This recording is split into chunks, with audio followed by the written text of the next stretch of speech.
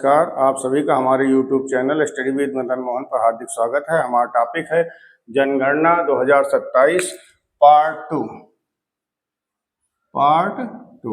जनगणना से जन कल्याण जो स्लोगन है हमारी जनगणना 2027 का, वो है जनगणना से जन कल्याण। अब आज जो है हम मुख्यतः बात करेंगे कि प्रगणक के क्या मूल कर्तव्य हैं और पर्यवेक्षक के क्या मूल कर्तव्य हैं। पर्यवेक्षक माने सुपरवाइजर।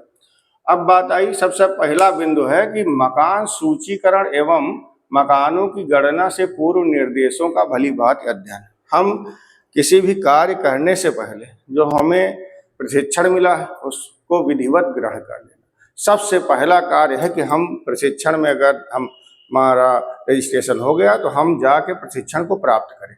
प्रशिक्षण कक्ष में उपस्थित होना ही अपने आप में उपलब्धि है। अगर आप प्रशिक्षण कक्ष में नामांकित हो गए, उसके बाद आप बाहर टहल रहे हैं और तो प्रशिक्षण को आप विधिवत रूप से प्राप्त नहीं कर पाएंगे, ना ही समझ पाएंगे। तब समस्याएं आएंगी, आपको भी और आपके सुपरवाइजर और चार्ज अधिकारी को भी समस्या आनी निश्चित है। ऐसा ही हमने देखा है SIR कार्य में कि जिन्होंने ध्यान से समझा नहीं तथ्यों को, उनको फिर आखिरी तक समस्याएं वो बनी ही रही। तो मकान सूचीकरण करने से पहले का कार्य है कि हम 3 दिवसीय प्रशिक्षण हमको विधिवत करना, निर्देशों का जो बताए जा रहे हैं उनका अनुपालन करना है। HLB क्या चीज है, HLO ऐप क्या है। पिछले पार्ट में हमने देखा था कि एक HLO ऐप है, हाउस लिस्टिंग ऑपरेशन ऐप जो है, इसको डाउनलोड करना है और ये ऐसे स्मार्टफोन में डाउनलोड होगा जिसकी रैम कितनी होगी, 4 GB होगी, रोम 8 GB। तो अब HLB बनाना सबसे महत्वपूर्ण कार्य है कि अगर हमारी HLB बन गई तो हमारा कार्य समझ लीजिए आधा समाप्त हो गया। मकान सूचीकरण एवं मकानों की गणना निर्देश भलीभांति अध्ययन हम पहले कर लें। अपने उत्तरदायित्व को समझना, गर्व और कर्तव्य निष्ठा से पूर्ण करना कि हमको ये समझना है कि जो कार्य हमको मिला है इसके लिए हमको गौरवान्वित होना कि हम सौभाग्यशाली हैं। मेरा परम सौभाग्य है जो यह कार्य मिला। मुझे फील्ड ट्रेनिंग देने का भी कार्य मिला और पर्यवेक्षक का भी कार्य मिला। तो यानी कि भारत के जनगणना 2027 में हम अपनी महत्वपूर्ण भूमिका अदा करेंगे। साथ ही संपूर्ण कवरेज सुनिश्चित करने के लिए HLB प्रत्येक मकान और संरचना को निश्चित करना समझना। अगर हमारा हमने अपना प्रशिक्षण सुव्यवस्थित ढंग से पूर्ण कर लिया, तो अगर पहला प्रशिक्षण होता है जिस दिन प्रथम दिवस का प्रशिक्षण, उसके बाद सेकेंड डे में हम रिकैप करने के लिए क्विज आयोजित करते हैं जिसमें 55 प्रश्न होते हैं। ये सब बातें बताई जा रही हैं, यही प्रश्न पूछे जाते हैं। उसके बाद डे 2 में फिर डे 2 में क्विज होगा, डे 2 में भी प्रशिक्षण होगा, डे 3 में फिर एक क्विज होती है और लंच के बाद या पहले हम जाते हैं फील्ड विजिट में। फील्ड विजिट में जाने से पहले हमको HLB अलॉट कर दी जाती है। मोबाइल पे ID पासवर्ड मिल जाता है जिससे हम HLO ऐप को डाउनलोड कर लेते हैं और डाउनलोड करके हम HLB हमको आवंटित कर दी जाती है किस क्षेत्र में जाना है और वहां पर जाकर हमको क्या करना है कि मकान HLB में हम कैसे मकान गणना करेंगे। तो अब HLB कैसे करेंगे। HLB का निर्धारण करने से पहले हमने पहले पार्ट में बताया था कि उत्तर पश्चिम से शुरू करना है और दक्षिण पूर्व में समाप्त करना है नक्शे से। और अगर आप ये कार्य अकेले नहीं कर पा रहे हैं, असहज महसूस कर रहे हैं, तो अपने साथ अपने पर्यवेक्षक को बुला लीजिए। उनके साथ पहले मौके मुआयना पर भ्रमण करिए। वरिष्ठ नागरिकों से हमको संपर्क करना है और नजरी नक्शा जब हम HLO ऐप डाउनलोड करेंगे तो उसमें आप जो HLB का मानचित्र है उसको आप डाउनलोड कर लीजिए और समझ लीजिए। फिर जब हम बनाएंगे HLB, अपनी ब्लॉक का आवंटन करना। किसी घर में मान लीजिए गांव में अक्सर आप जाएंगे तो वहां पर मकान नंबर अलॉट नहीं है। आप लखनऊ जैसे महानगर में जा रहे हैं, कोई नगर पालिका, वहाँ मकान नंबर अलॉट है तो आप उसी करिए। तो मकान नंबर अलग है और जनगणना मकान अलग है। तो हम क्या करेंगे, वही मकान नंबर वही जनगणना। जब कोई नंबर अलॉट नहीं है तो हमने क्या किया, मकान नंबर को दिया पहले घर को 01, वही हमारा मकान नंबर हो गया, वही जनगणना मकान हो गया। अब सुपरवाइजर के साथ हमने जो है बैठकर एक अपना HLB बना लिया, हाउस लिस्टिंग ब्लॉक का निर्माण किया, मकान। फिर महत्वपूर्ण जो स्थान है गांव में, तालाब है, मंदिर है, कुआं है, इनका भी चिन्हांकन करना है, कौन किस स्थान पर है, किस दिशा में है। और अब लेआउट तैयार करेंगे हम मानचित्र का 2 प्रतियों में, और 2 प्रतियां हम सबमिट करेंगे, 1 प्रति अपने जानकारी के लिए अपने पास हम रखेंगे। इस तरह से आप चाहे तो 3 प्रति बना सकते हैं, वैसे 2 प्रति जमा होंगी तो 1 प्रति हम अपने लिए बना लेंगे कि कोई HLB की मैप है, मानचित्र, हमारा काम हमको करना, 1 प्रति हमारे पास है। प्रशिक्षण कक्ष में उपस्थिति सुनिश्चित करते हुए HLB अनुदेश की निर्देशिका मिलेगी हमको, निर्देशिका से हम विधिवत अध्ययन करेंगे। HLB है तो आवश्यक सामग्री मिलेगी हमको, कुछ अनुदेश पुस्तिका। कोई भी कार्य करने से पहले जैसे हम मतदान करवाने जाते हैं तो हमको अनुदेश पुस्तिका मिलती है कि कैसे आप EVM का संचालन करेंगे, उसके एक एक स्टेप लिखा रहता है, उसका हम विधिवत अध्ययन करते हैं। कौन सा लिफाफा कब भरना है, कैसे भरना है, वो सारी चीजें उसमें लिखी हुई। वैसे अनुदेश पुस्तिका मिलेगी आपको, ये बहुत महत्वपूर्ण चीज है, इसको नोट कर लीजिए। दूसरा है SC ST सूची मिलेगी, कि आप जा रहे हैं, कोई बता रहा कि हम अनुसूचित जाति हैं, कोई कह रहा हम अनुसूचित जनजाति हैं, तो एक भारत सरकार के द्वारा आपको एक सूची उपलब्ध कराई गई जिसमें पता है कि कौन कौन सी जातियां SC में और कौन कौन सी जातियां ST के अंतर्गत सूचीकरण पंजीकृत हैं, नामांकित हैं। तो उनका हम देख कर ही हम उनके जो है जनगणना मकान गणना में वो आंकड़े सबमिट करेंगे। तो पहला हो गया अनुदेश पुस्तिका, दूसरा SC ST सूची, फिर किट है और स्टेशनरी है, जैसे पेन है और जो कॉपी है, और किट में अन्य सामग्री। HLO ऐप को डाउनलोड करके परिचालन एवं कार्यात्मक प्रशिक्षण, सबसे महत्वपूर्ण है कि फील्ड में जाने से पहले हमको उस प्रशिक्षण कक्ष में ऐप को डाउनलोड करना, वहाँ काम करना, फिर हम फील्ड में जाके उसका क्रियात्मक प्रशिक्षण करेंगे। बहुत से लोग होते हैं कि 3 दिवसीय प्रशिक्षण कर लिया और प्रशिक्षण करने के बाद में जब आप क्रियात्मक प्रशिक्षण किया, कहें आज बहुत धूप है, अब बढ़िया AC चल रहा हाल में, बाहर निकलने का मन नहीं कर रहा, तो काम जब आप फील्ड में जाएंगे तो टेम्परेचर और बढ़ेगा। अभी 40 डिग्री है, तब 42, 43, 44 डिग्री चल जाए, तो समस्याएं और बढ़ेंगी। तो इस तरह से आप फील्ड में न जाकर अपने ही हम पैरों पर कुल्हाड़ी मार रहे हैं कि हमको जो है 3 दिवसीय प्रशिक्षण में शारीरिक और मानसिक रूप से उपस्थित होना, शारीरिक रूप से उपस्थित होना और मानसिक रूप से भी, और हमको क्रियात्मक प्रशिक्षण में सक्रिय प्रतिभाग करना। ऐसा नहीं कि हम वहाँ फील्ड में चले गए और खड़े हैं, बाकी 10 लोग कर रहे हैं, हम उनके साथ हैं। कि हमको भी, जैसे हमको 5-5 लोगों का एक ग्रुप बनाया गया और ग्रुप बना के हम लोग गए फील्ड में, फील्ड ट्रेनर के रूप में। तो वहाँ पर हमने 5 लोग थे, तो हमने ये डिसाइड किया कि एक एक घर सभी करेंगे फील्ड ट्रेनर। तो हमने एक घर किया, अगले मित्र ने दूसरा घर किया, तीसरे ने तीसरा घर किया। इस तरह से कम हमको मौका मिले ऐप चलाने का। ऐसा नहीं कि 5 लोगों का ग्रुप है और एक ही आदमी ने 5 मकानों की गणना कर दी। HLO ऐप को डाउनलोड कर लिया, क्रियात्मक प्रशिक्षण हो गया। अब बात आई कि HLB बन गया, सारा प्रशिक्षण हो गया, करना क्या है हमको। HLB बनने के बाद में नजरी नक्शा बन गया हमारा। अब हम जा रहे हैं कहाँ पर, मकान गणना करने। पर्यवेक्षक के साथ ब्लॉक में फिर एक बार हम भ्रमण करेंगे। HLB बनने के बाद में एक बार और भ्रमण करना है। ऐसा तो नहीं है कि कोई समस्या आई है, कोई चीज भूल गए हैं, छूट गया, कोई मकान छूट गया, तो ऐसी कोई समस्या से बचने के लिए एक बार पुनः भ्रमण करेंगे। अगर कोई संशोधन करना है, कोई बाद में जानकारी मिली कोई मकान छूट गया था, उसको संशोधन करेंगे और सुपरवाइजर या पर्यवेक्षक को उसको बताएंगे, संज्ञान में लाएंगे, और वह जो है उस जो हमारा संशोधित मानचित्र है उसमें मानचित्र में ऐप में संशोधन किया जाएगा। उस संशोधित मानचित्र को हमको पुनः डाउनलोड करना है। पहले जैसे डाउनलोड कर चुके तो अब संशोधन हुआ, दोबारा करेंगे। इसके बाद क्या करना है, HLO ऐप में उपलब्ध आवंटित HLB मानचित्र को डाउनलोड करना है PDF, और बिना किसी अपवाद के भ्रमण करना है। कि जब हम भ्रमण कर रहे हैं नजरी नक्शा के लिए, तो हमको किसी से वाद विवाद नहीं करना है, कोई अपवाद हमको नहीं उत्पन्न करना है। और सेल्फ एनुमरेशन या स्वगणना ID प्राप्त करना है। 5-6 मकानों के बाद आंकड़ों को सबमिट कर देना। कि अगर हम किसी घर में पहुंचे और उस घर के मालिक ने बताया या उस घर के परिवार के सदस्य ने बताया कि हमने क्या किया, कि हमने स्वगणना कर ली, सेल्फ एनुमरेशन किया, तो हम उससे क्या करेंगे, सुगमता से कहेंगे कि हमको अपनी ID दे दीजिए, नहीं दे रहा है, मना कर रहा है, या कोई आप किसी घर में जा रहे हो, अपने घर का जो है डाटा नहीं दे रहा, आंकड़ा देने से मना कर रहा, तो हमको क्या करना है, हमको नज का प्रयोग करना। नज क्या चीज है?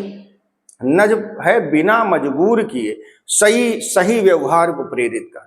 इसका उदाहरण देखना है तो महर्षि वाल्मीकि से देखिए। वाल्मीकि, वो महर्षि वाल्मीकि पहले डाकू थे, और जब नारद मुनि पहुंचे उनको देखा कि उनसे ये नहीं कहा कि आप ये कृत्य छोड़ दीजिए, उन्होंने कहा पहले अपने परिवार में जाइए और उनसे पूछिए कि जो हम कृत्य कर रहे हैं ये है, जो इससे जो पाप मिलेगा क्या उसके वो सहभागीदार होंगे? उनकी पत्नी, उनके पिता, उन्होंने मना कर दिया। वापस आए तो उन्होंने कहा, वो उनसे प्रेरित हो गए। मतलब नारद जी ने किसका प्रयोग किया? नज। हम लोग नारद की तरह भ्रमण कर रहे हैं प्रगणक या पर्यवेक्षक की तरह, तो हमको नज का प्रयोग करना। किसी भी व्यक्ति को मजबूर नहीं करना है। अगर आज नहीं आंकड़े दे पा रहे, हम फिर प्रयास करेंगे, कल दूसरी तरीके से समझाएंगे। बिना मजबूर किए सही व्यवहार को प्रेरित करना, यही हम अपने विद्यालय में करते हैं कि बच्चों को बिना मजबूर किए, बिना शारीरिक और मानसिक दंड दिए उनके व्यवहार में परिवर्तन करना ही क्या कहलाता है? नज। नज एक प्रकार का विज्ञान है। जनगणना प्रशिक्षण सामग्री जो मिलेगी वह 16 भाषाओं में दी गई है, जिससे अलग अलग प्रांतों में अलग अलग भाषाओं का प्रयोग किया जाता है। और हम अपनी भाषा का सुगमता से अध्ययन कर जनगणना को सफलतापूर्वक आयोजित करें। RTE 2009 बहुत बढ़िया पिंड है। RT बहुत लोग कहते हैं कि शिक्षा हम क्यों करें जनगणना, तो शिक्षा का अधिकार 2009 में कहा गया कि धारा 27 में कहा गया है कि शिक्षक को जो है 10 वर्षीय जो जनगणना है, आपदा राहत कार्य और निर्वाचन संबंधी, जैसे विधानसभा और जो लोकसभा, ये इनसे संबंधित पंचायत निर्वाचन संबंधित कार्य को कराया जा सकता है, कराया जाएगा। तो इनके अलावा कोई कार्य शिक्षक से हम नहीं लेंगे, ऐसा भी लिखा है RTE 2009 की धारा 27 में। आप बुकलेट जो मिली है उसको पढ़ेंगे, देखेंगे। जनगणना दायित्व का निर्वहन सटीकता, तटस्थता, शुचिता, राष्ट्र सेवा की दृढ़ भावना से करना। ठीक है, तो हमको जो जनगणना करनी है वो कैसे करना है? सटीक आंकड़े हमारे आने चाहिए, तटस्थ हमको रहना, हम कोई पक्षपात नहीं करना। वो कह रहे हैं उसके पास घर में 4 व्हीलर, कहे भैया नहीं लिख लीजिए, तो हमको अपने जो है नज का प्रयोग करना है और अपने स्वविवेक का इस्तेमाल करना है। अब बात आई पर्यवेक्षक के। ये तो हो गए सारे मूल कर्तव्य प्रगणक के। पर्यवेक्षक के क्या कार्य हैं? पर्यवेक्षक, बहुत से लोग हैं जो पर्यवेक्षक बन गए, वो प्रसन्न है कि हमको कोई काम करना नहीं, घर में बैठ के फोन से हम बातचीत करके सारा डाटा हम ले लेंगे। ऐसा नहीं है, क्योंकि इस जो आपका SIR में पर्यवेक्षक है और जनगणना पर्यवेक्षक में जमीन आसमान का अंतर है। यहाँ पर आपके लिए एक स्पेशल ऐप है। SIR में जो सुपरवाइजर लगे थे उनके लिए कोई ऐप नहीं था। हम BLO का डाटा नहीं देख पा रहे हैं, वो जो लिस्ट आती थी उसी से डाटा देख रहे थे। हमको डाटा देखने के लिए उनके मोबाइल में लॉगिन करना पड़ता था, या हम जो है मोबाइल उनका लेकर करते थे, सूची का हम इंतजार करते थे। यहाँ पर हमारे पास एक ऐप मिलेगा, हमको भी एक ऐप डाउनलोड करना, एक प्रगणक को भी ऐप डाउनलोड करना। तो समस्या यहाँ जो है आपको उसमें सहभागिता है कि अगर हमारे अंडर में एक सुपरवाइजर के अंडर में 6 प्रगणक हैं, तो 6 प्रगणक के क्षेत्र में हमको जाना है। एक एक प्रगणक का ब्लॉक निर्माण समय नजरी नक्शा बनाते समय हमको स्थलीय निरीक्षण करना है। ऐसा नहीं कि हम घर में बैठे हैं, ओके कर दिया और नजरी नक्शा बन गया, बाद में समस्या आएगी फिर। तो सभी प्रगणक प्रशिक्षण में प्रतिभाग करें, आवश्यक सामग्री प्राप्त कर लें, ये सुपरवाइजर का कर्तव्य है। लेकिन अभी ये तब संभव है जब सुपरवाइजर के प्रशिक्षण पहले हो जाए और प्रगणक का बाद में हो, साथ में हो रहा, तो उनको पता ही नहीं कि हमारे किस सुपरवाइजर के अंडर में कौन सा प्रगणक है। तो मतलब हम जब कार्य शुरू हो जाए तो हमको यह सुनिश्चित कर लेना है कि उन्होंने सामग्री प्राप्त कर ली, प्रशिक्षण प्राप्त कर लिया। इसका अर्थ यह है। HLB की सीमाओं का निरीक्षण, हम HLB बन गई है तो यह हमारा मूल कर्तव्य है प्रगणक का, पर्यवेक्षक का, सुपरवाइजर के। उस नजरी नक्शा का मुआयना करेंगे और स्थलीय निरीक्षण करेंगे, जाके वो पूरा गांव का भ्रमण करेंगे। HLB में संशोधन की चार्ज अधिकारी को सूचित करना। अगर किसी संशोधन हुआ और प्रगणक ने हमको बता दिया पर्यवेक्षक को, तो पर्यवेक्षक का यह जो है उत्तरदायित्व है कि संशोधन को किसको बताए? चार्ज अधिकारी को। आप देखेंगे आपके जो चार्ज अधिकारी लिखे हुए हैं, कहीं खंड शिक्षा अधिकारी है, तहसीलदार, अलग अलग, तो आप उनको इन्फॉर्म करेंगे। HLB सुपरवाइजर ऐप या प्रगणक के मोबाइल पर लॉगिन, संकलित एवं सिंक HLB आंकड़ों का पूर्वानुमान करें। तो अब ये एक चीज और है कि जैसे आप देख रहे हैं कि कोई भी प्रगणक, किसी भी प्रगणक ने क्या किया कि डाटा को संग्रहित कर लिया लेकिन सिंक नहीं किया। हमने आंकड़ा भर लिया, 6 घरों का हमने क्या किया है, आंकड़ों को सबमिट, संग्रह कर लिया, लेकिन हमने उसको सिंक नहीं किया। तो वो जो आपके आंकड़े हैं वो डिलीट भी हो सकते हैं, रिमूव भी हो सकते हैं। इसलिए हमको एक एक घर पर या फिर हम बंच में 4-5 घर करने के बाद हमको डाटा को क्या कर लेना है, सिंक कर लेना है। नहीं तो आगे समस्या आएगी। पता लगा दिन भर में 40 घर किया और 40 घर के बाद शाम को करने लगे कि हम, तो आप जो है डाटा हमारा चला गया, तो कोई फायदा नहीं हुआ। अगले दिन फिर वही कार्य करना है। तो 2 या 1 घर करिए उसको सिंक कर दीजिए, दूसरा घर करिए उसको सिंक कर दीजिए, या 4-4 घर पर हमको डाटा सिंक करना। HLB supervisor app, HLB supervisor app जो सुपरवाइजर का है, प्रगणक के मोबाइल पर लॉगिन कर संकलित करें। या तो HLB अपने सुपरवाइजर अपने ऐप से भी देख सकता है ये जो डाटा सिंक करे हैं और ये HLB निर्माण किया है कैसा है, सही है कि नहीं है, या जो है हम प्रगणक के मोबाइल में ही लॉगिन करके या उनके मोबाइल को ही देखकर हम उसका अवलोकन करेंगे और जांच करेंगे। अगर कोई संशोधन है तो उसको करेंगे। समय समय पर प्रत्येक HLB में स्वतंत्र भ्रमण करते रहेंगे। 6 हमारी HLB हैं, एक सुपरवाइजर के अंडर में 6 HLB है, तो 6 HLB में समय समय पर स्वतंत्र भ्रमण करना। ऐसा नहीं कि हमको सुपरवाइजर है तो हम प्रगणक के साथ ही जाएंगे, फोन करके जाएंगे। स्वतंत्र घूम के एक बार हमने चेक कर लिया कि कैसा कार्य चल रहा है, सही है कि नहीं, कोई समस्या नहीं है। स्वगणना के आंकड़ों की जांच करना। स्वगणना जो है व्यक्ति स्वयं कर रहा, वह स्वगणना ID प्रगणक को दे रहा। अब उसकी जांच कौन करेगा, सुपरवाइजर, तभी वह फिर वेरीफाई हो, डाटा सिंक होगा। समय समय पर चार्ज अधिकारी द्वारा सौंपे गए कार्यों को करना, ये सबसे महत्वपूर्ण। ऐसा नहीं कि आपको 6 प्रगणक मिल गए हैं और आपका 6 HLB हैं, उसी में जा रहे हैं, लेकिन आपके चार्ज अधिकारी ने कह दिया कि आज ये अतिरिक्त कार्य करना, तो वो हमारा उत्तरदायित्व है। जनगणना 2048 अधिनियम के तहत हम उस कार्य को मना नहीं कर सकते, वह कार्य भी हमको करना है। यदि किसी प्रगणक ने कागजी अनुसूची के माध्यम से आंकड़े एकत्रित किए तो सुनिश्चित करना है निर्धारित तिथि के भीतर, कि मतलब तारीख निर्धारित है, मान लीजिए 20 मई, और हम उस आंकड़े ऐप नहीं चल रहा है, कोई समस्या, तो हमने उन आंकड़ों को क्या कर लिया, कागज पर एकत्रित कर लिया। अब उन आंकड़ों को एकत्रित कर लिया तो हम प्रगणक का उत्तरदायित्व है, ये सूचना आप पर्यवेक्षक को दीजिए। पर्यवेक्षक के उत्तरदायित्व है उन एकत्रित आंकड़ों को उस निर्धारित तिथि के अंदर अपने चार्ज अधिकारी के जो ऑफिस है उसमें बैठकर वेब पोर्टल पर उसको सबमिट करने का पूरा समुचित व्यवस्था की जाए।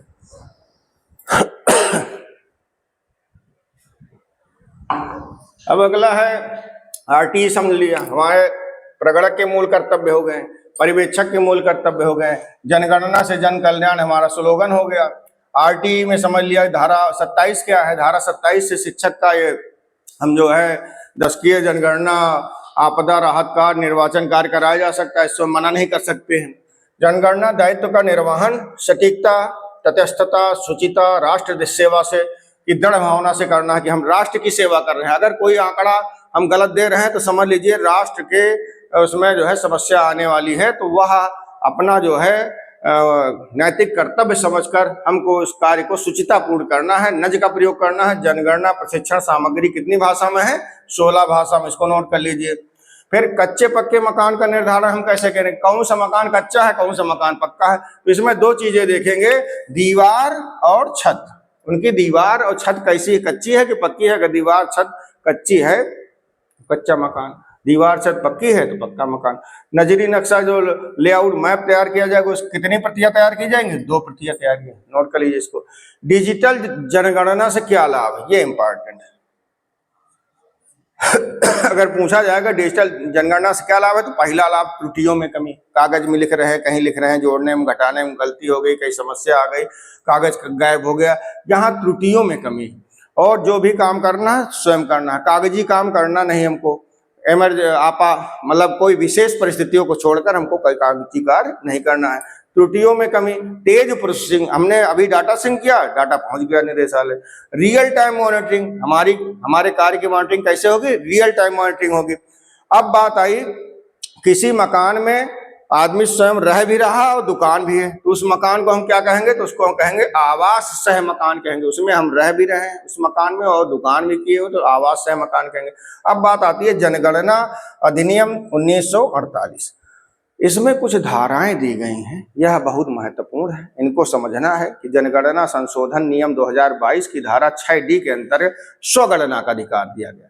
ये जब से देश आज़ाद हुआ और 1872 में जब लॉर्ड मेयो ने जनगणना शुरू की, 10 की जनगणना 1881 में लॉर्ड रिपन ने शुरू किया, और तब से आज तक की जनगणना कागजी थी। यह पहली जनगणना है जो कि आपकी डिजिटल हो रही। तो इसमें स्वगणना का अधिकार दिया गया है नागरिकों को। और कहाँ संशोधन किया गया? जनगणना नियम 2022, इसमें संशोधन किया गया और धारा 6D के तहत हमको दिया गया स्वगणना का अधिकार। जनगणना में जो कर्मचारी लगे हैं उनकी हितों की सुरक्षा के लिए धारा 15A लिया। धारा 15A के तहत अगर जो जनगणना में प्रगणक है या प्रगणक के साथ पर्यवेक्षक है, उनको सुरक्षा प्रदान करने का अधिकार हमको कौन दे रहा है? धारा 15A। और 15B क्या कह रहा है? सद्भावना में किए गए कार्यों का संरक्षण। धारा 15B के तहत कह रहा है कि अगर कोई भी वाद विवाद हो गया, किससे? किसी घर में गए आप जो है किसी वाद विवाद की स्थिति उत्पन्न होती है, तो प्रगणक और पर्यवेक्षक के खिलाफ कोई वाद अभियोजन विधिक कार्रवाई नहीं की जाएगी। यह किससे सुरक्षा हमको मिल रही है? धारा 15B, जनगणना अधिनियम 1948 15B। लेकिन इसका मतलब ये नहीं कि हमको अधिकार मिल गया तो हम किसी को गाली देंगे या हम उल्टा सीधा कहेंगे या हम अब शब्दों का प्रयोग कर। हमको जो है अपना कार्य सुव्यवस्थित ढंग से और सरल व्यवहार के साथ करना है। और इस जनगणना 2027 रूपी महाकुंभ उसका सफल आयोजन करने में अपनी भूमिका का सही निर्वहन करना है।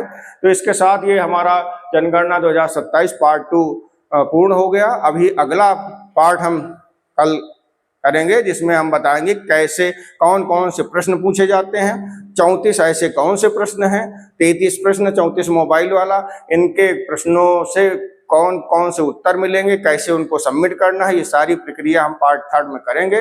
और हम इसी के साथ इस पार्ट को समाप्त करते हैं। धन्यवाद।